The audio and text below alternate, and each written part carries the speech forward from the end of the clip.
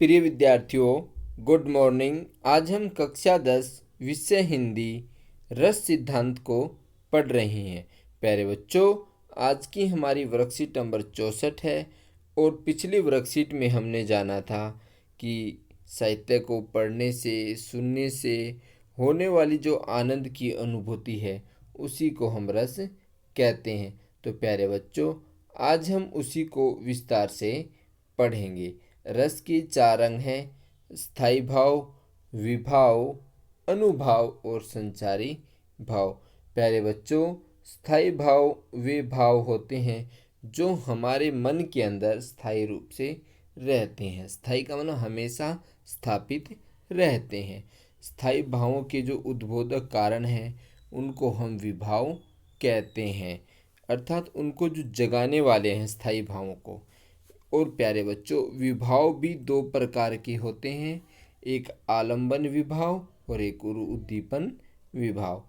प्यारे बच्चों, अब आज हम जो है अनुभाव और संचारी भाव के बारे में जानेंगे। अनुभाव मनोगत अर्थात मन में उत्पन्न होने वाले भाव अनुभाव कहलाते हैं, अर्थात मन में उत्पन्न भावों को व्यक्त करने वाली शारीरिक प्रक्रिया अनुभाव कहलाती है। प्यारे बच्चों, जो अनुभाव हैं ये 8 प्रकार के होते हैं। वैसे तो ये 4 प्रकार के होते हैं, ठीक है ना। कायिक, वाचिक, आहार्य और सात्विक। जो सात्विक भाव है वो 8 प्रकार का होता है। हमें ध्यान रखना है, अनुभाव के 4 प्रकार होते हैं: कायिक, वाचिक, आहार्य और सात्विक। जो सात्विक अनुभाव है वो 8 प्रकार का होता है। ये बात ध्यान देने की है। अभी 8 प्रकार कौन कौन से हैं? स्तंभ, स्वेद, रोमांच, भंग, कंप, विवर्णता, अश्रु और प्रलय। अब संचारी भाव। संचारी का मतलब होता है हमेशा संचरण करने वाले, अर्थात आने जाने वाले, अर्थात हृदय में संचरण करने वाले भाव को ही हम संचारी भाव कहते हैं। ये जो भाव हैं स्थायी के साथ उत्पन्न होकर कुछ समय के बाद समाप्त हो जाते हैं, अर्थात ये जो भाव हैं क्या होते हैं, आते जाते रहते, एक बार आए फिर चले गए। और प्यारे बच्चों, ये जो स्थायी भाव हैं हमेशा नहीं टिकते हैं मन के अंदर। जैसे हर्ष, मान लो खुशी हुई, आप नौकरी लग गई, आपको खुशी हुई, किंतु नौकरी के 1-1.5 साल बाद आपकी खुशी समाप्त हो जाती है। आपको लगता है कि जीवन पहले जैसा ही चल रहा है। विषाद, मान लो आपको दुख हुआ, दुखी होंगे, किंतु कुछ समय के बाद आप ऐसे के वैसे हो जाएंगे। श्वास, लज्जा, गलानी, चिंता, शंका, असूया, अमर्ष, मोह, गर्व, उत्सुकता, उग्रता, चपलता, दीनता, जड़ता, आवेग, निर्वेद, धृति, मति, विबोध, वितर्क, शर्म, आलस्य, निद्रा, स्वपन, स्मृति, मद, उन्माद, अवहिता, अपस्मार, व्याधि और मरण। प्यारे बच्चों, ये जो हैं आपके 33 संचारी भाव हैं।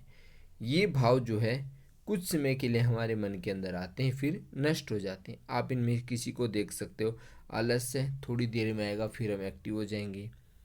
निद्रा, नींद आएगी किंतु फिर हम बिल्कुल चुस्त हो जाएंगे। सपने कुछ समय के लिए आते हैं फिर चले जाते हैं। कहने का मतलब है ये आते जाते रहते हैं, इसीलिए इनका नाम संचारी भाव रखा गया है। और जो रस सिद्धांत के प्रणेता आचार्य मुनि ने 8 प्रकार के रसों का उल्लेख है। प्यारे बच्चों, ये बाई मिस्टेक वर्कशीट में लिखा गया है। भरत मुनि जो रस के प्रकार माने हैं वो 8 प्रकार के रसों का उल्लेख किया है। प्यारे बच्चों, अब रसों की संख्या 11 कही जा सकती है।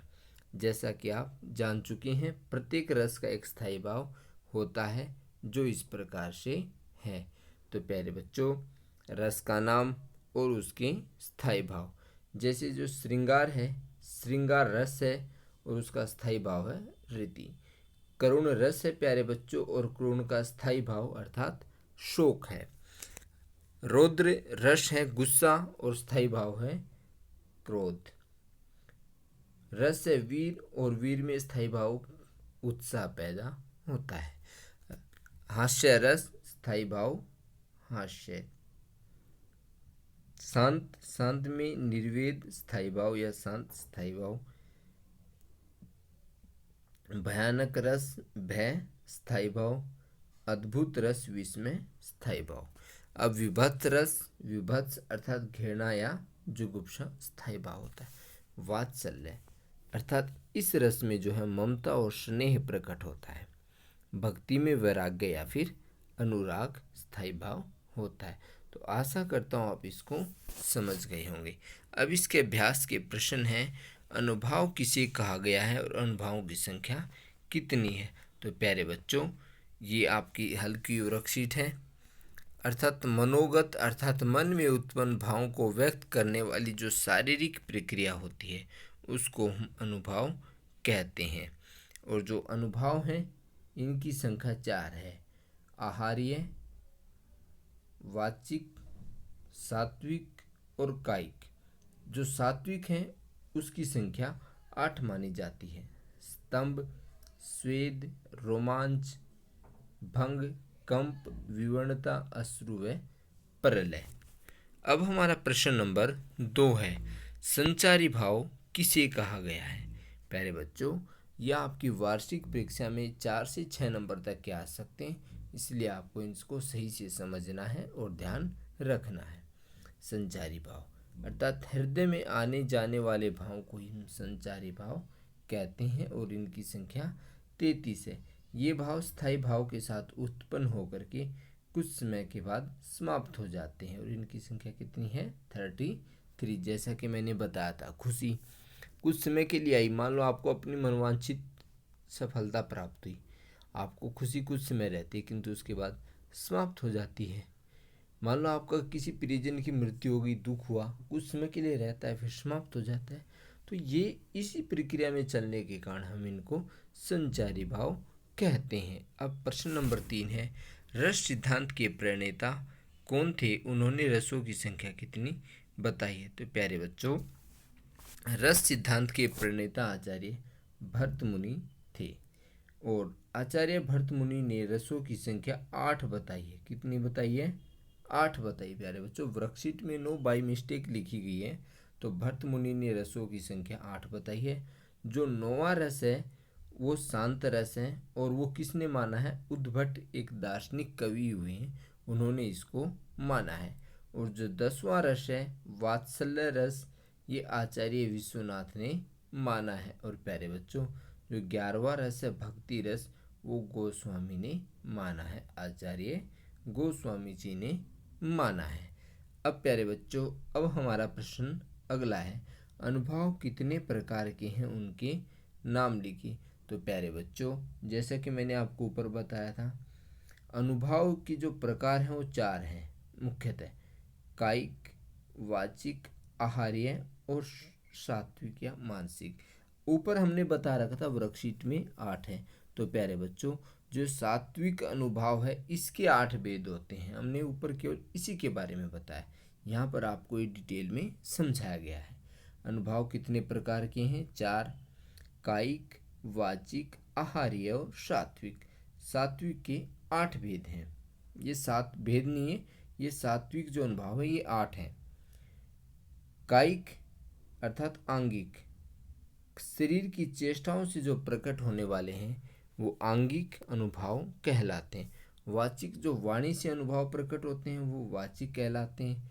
और आहार्य अर्थात जो कृत्रिम वेशभूषा होती है वो आहार्य अनुभाव कहलाती है। अब सात्विक या मानसिक ये 8 हैं। अब 8 कौन कौन से हैं, स्तंभ। स्तंभ का मतलब होता है शरीर में किसी प्रकार की हलचल नहीं होना, अर्थात बिल्कुल स्थिर हो जाना, स्तंभ की तरह। जैसा स्तंभ खड़ा रहता है ना, वैसे ही बगैर हलचल के, हिलना नहीं है। स्वेद, स्वेद का मतलब है प्यारे बच्चों पसीना आना, स्वेद आ गया, पसीना आ गया। भंग अर्थात स्वर भंग अर्थात आवाज उच्चारण में अर्थात उच्चारण में अंतर आना। वैवर्ण्य या फिर विवर्णता, तो प्यारे बच्चों, चेहरे का जो रंग उड़ जाता है वो वैवण्य कहलाता है। अश्रु मतलब आंसू आना। कंप कांप जाना। रोमांच रोमांच मतलब शरीर के जो छोटे छोटे रोंगटे हैं उनका खड़े हो जाना, रोमांच। और प्रलय का मतलब होता है प्यारे बच्चों बेहोश या फिर मूर्छित हो जाना। अब प्यारे बच्चों, हमारी गतिविधि है रस के बारे में अपने अध्यापक से बातचीत कीजिए। प्यारे बच्चों, ये आपको अपने टीचर से इसके बारे में बातचीत करनी है जबकि आपकी ऑनलाइन कक्षा हो, और इसके बारे में अच्छी अच्छी जानकारी और इकट्ठी करनी है। तो आशा करता हूँ आप इसको समझ गए होंगे। और यदि आपने चैनल को सब्सक्राइब नहीं किया तो प्यारे बच्चों लाइक करें, सब्सक्राइब करें और अपने दोस्तों के पास भी शेयर करें। धन्यवाद।